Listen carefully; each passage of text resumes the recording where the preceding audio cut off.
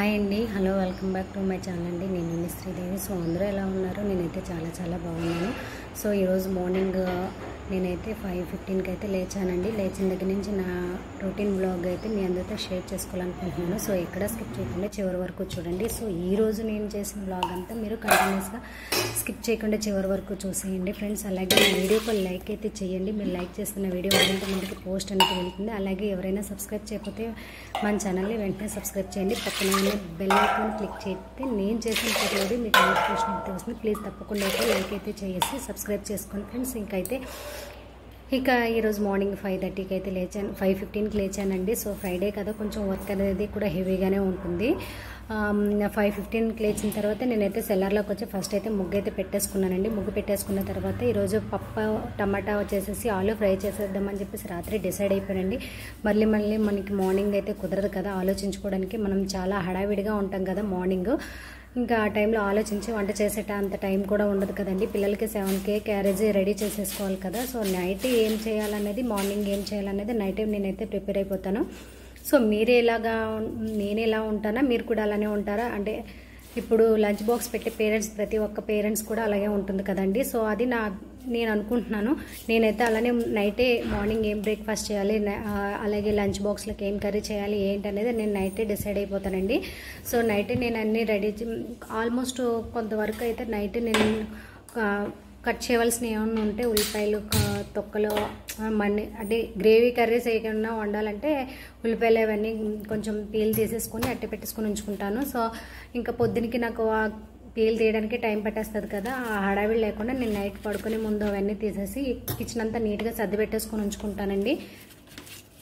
ఇంకా వంట చేసిన తర్వాత మళ్ళీ కిచెన్ యథావిధిగా అయిపోతుంది కదా, మళ్ళీ క్లీన్ చేసుకుంటాను. సో ఈరోజైతే పప్పు టమాటా చేసేసి ఆలు పప్పుతో నంచుకోవడానికి పెద్దబాబుకి ఆలు ఫ్రై అంటే చాలా ఇష్టం. సో ఆలు ఫ్రై చేసేసి ఇంక ఇడ్లీ వేసేసానండి. బ్రేక్ఫాస్ట్కి వచ్చేసి ఇడ్లీ పెట్టేసుకున్నాను. ఇడ్లీ పెట్టేసుకున్న తర్వాత ఓ పక్క ఇడ్లీ పెట్టేసి ఓ పక్క పప్పు చేసేసి ఓ పక్క ఆలు ఫ్రై చేసేసి ఓ పక్క రైస్ పెట్టేసి ఇంకా నేను ముందు రోజు ఇస్త్రీ చేసేసి పెట్టేసుకున్నానండి పిల్లల స్కూల్ యూనిఫాము.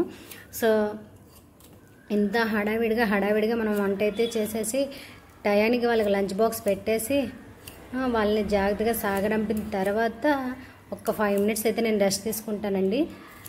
వాళ్ళు వెళ్ళిన తర్వాత వాళ్ళకి లంచ్ బాక్స్లు పెట్టేసి వాళ్ళకి టిఫిన్ పెట్టేసిన తర్వాత నేనైతే ఒక 5 మినిట్స్ అలా ఏంటంటే మనం లేవంగానే పని అయితే స్టార్ట్ చేసేసుకుంటాం కదా. సో ఇంక రిలాక్స్ అవ్వం కదండి, టైం అయిపోతుందన్న టెన్షన్లో ఉంటాం కదా. సో ఇంక నేను అందుకే వాళ్ళు వెళ్ళిన తర్వాత వెంటనే ఒక 10 మినిట్స్ అలా కూర్చునిపోతానండి. కూర్చునిపోయిన తర్వాత మళ్ళీ ఒక గ్లాస్ హాట్ వాటర్ తీసుకున్న తర్వాత కాసేపు ఒక 10 నిమిషాలు అయితే మెడిటేషన్ చేస్తానండి. వాళ్ళు వెళ్ళిన తర్వాత ఎక్కువ టైం కూర్చున్నా మళ్ళీ మెడిటేషన్లోకి నాకు ఈ పనులన్నీ మెడిటేషన్లో చేసినంతసేపు ఈ పనులే గుర్తుకొచ్చేస్తాయి. మనం ఎక్కువసేపు మెడిటేషన్ కూడా చేయలేమండి, ఇంకా శ్రద్ధ అనిపించదు, మన మైండ్ అటు వెళ్ళదు. ఇంకా పని ఉండిపోయింది అన్న ధ్యాసలో ఉంటాం కదా. సో ఇంకా నేనైతే ఓన్లీ 10 మినిట్స్ మెడిటేషన్ చేస్తాను.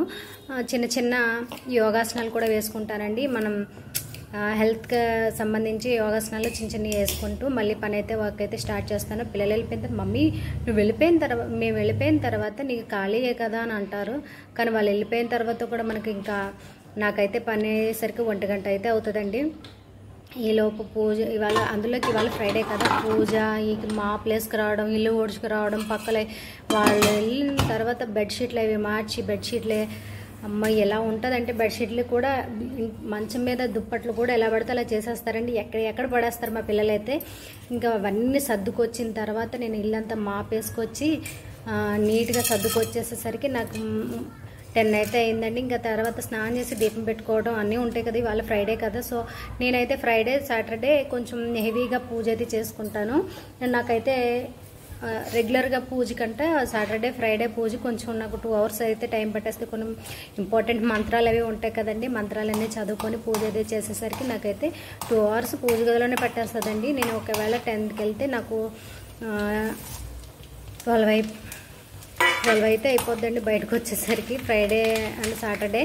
సో ఇంకా పూజ అంతా అయ్యేసరికి నేను టిఫిన్ చేసి ఇంకా మళ్ళీ కొంచెం రైస్ పెట్టుకుంటాను. పిల్లలతో పాటు వండుకోనండి, నేను తర్వాత వండుకుంటాను.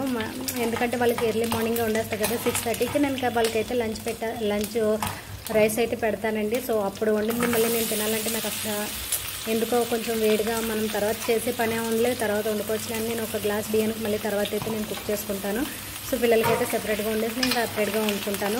ఒక పక్క టిఫిన్ చేస్తే మళ్ళీ ఒక గ్లాస్ బియ్యానికి అయితే వండేసుకుంటాను. ఇంకా ఆ తర్వాత టిఫిన్ చేసిన తర్వాత కాసేపు రిలాక్స్గా మనకి ఆడవాళ్ళకి కూర్చుంటుంది కదండి సీరియల్స్ పిచ్చి.